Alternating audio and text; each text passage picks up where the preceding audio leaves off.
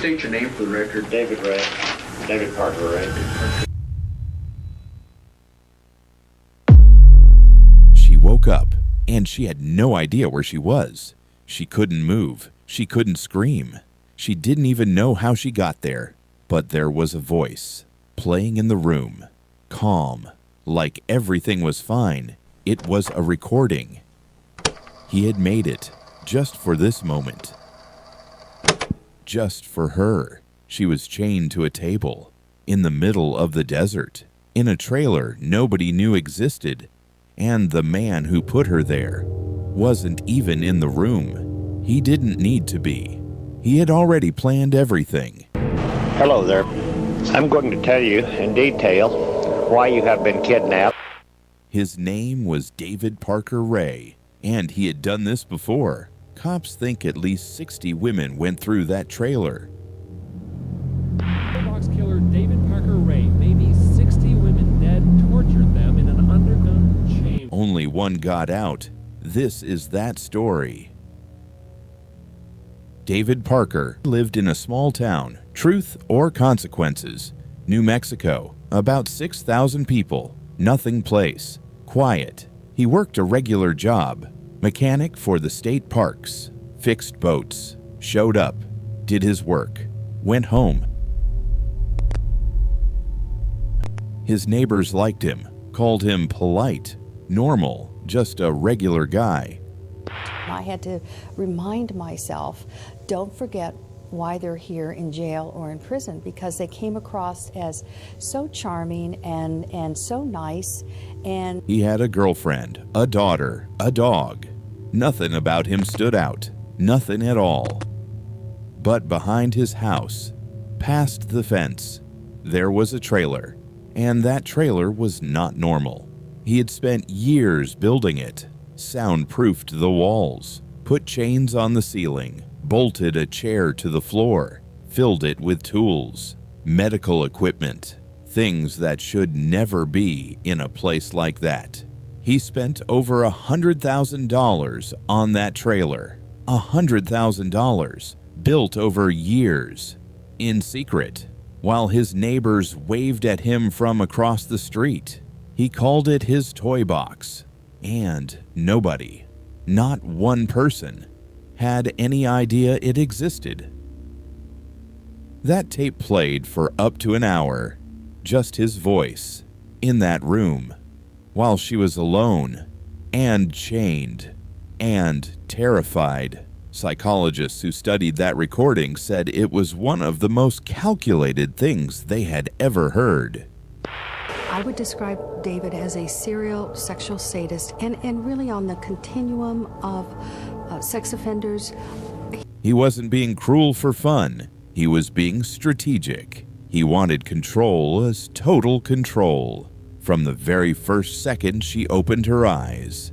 And it worked every single time until it didn't. He becomes sexually aroused by their suffering. It's less the committing of sexual acts. It's inflicting pain on them in any way that he can. Here is what makes this even darker. David Parker, Ray didn't do this alone. His girlfriend knew. His own daughter knew. A friend of his knew. His girlfriend, Cindy Hendy, didn't just know. She helped. She was there. She picked targets with him. She helped hold them down. His daughter helped too. A friend named Dennis Yancey didn't just help. He killed someone on Ray's orders, strangled a woman, and went home after. Think about that for a second. This man built a torture chamber in his backyard, and the people who loved him said nothing, did nothing, just kept showing up like everything was normal. Cops said later that what Ray had done to the people around him was just as disturbing as what he did inside that trailer. He had completely taken over how they thought, what they believed was okay, what they were willing to do for him. He didn't just control the women in that trailer, he controlled everyone in his life. That's the kind of person we're talking about. March 1999. Her name was Cynthia Vigil, 22 years old. She woke up in that trailer, chained, confused, his voice already Naked. playing. She was handcuffed and she had a collar around her neck which was attached to a pole. But Cynthia did something different. She didn't shut down. She didn't give up. She kept her head, and she noticed something. A key. On the floor. Cindy Hendy had dropped it. By accident. One small mistake in a system that was supposed to have no mistakes. Cynthia reached for it, got it, and got herself free. Then I knew they weren't just dreams, nightmares. They were real. What she did next, you have to understand what kind of shape she was in.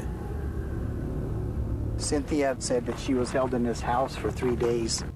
She was barefoot. She had nothing. She was in the middle of the desert. A terrified young woman runs naked through the streets of a small New Mexico town. She is the latest victim of David Parker Ray. And she still fought. She grabbed an ice pick, stabbed Cindy Hendy in the neck, broke out of that trailer, and ran to the nearest house, banging on the door, screaming, covered in blood, alive. When police got there and went inside that trailer, the first female detective on the scene had to get psychological treatment just from seeing what was in there. I'm calling for a young lady that ran into the house. She says she's just been raped. She's got her chain on her and everything. Send someone right away. When cops went through that trailer, what got them wasn't just what they found. It was how organized it all was. This is just a community where strange and bizarre crimes occur.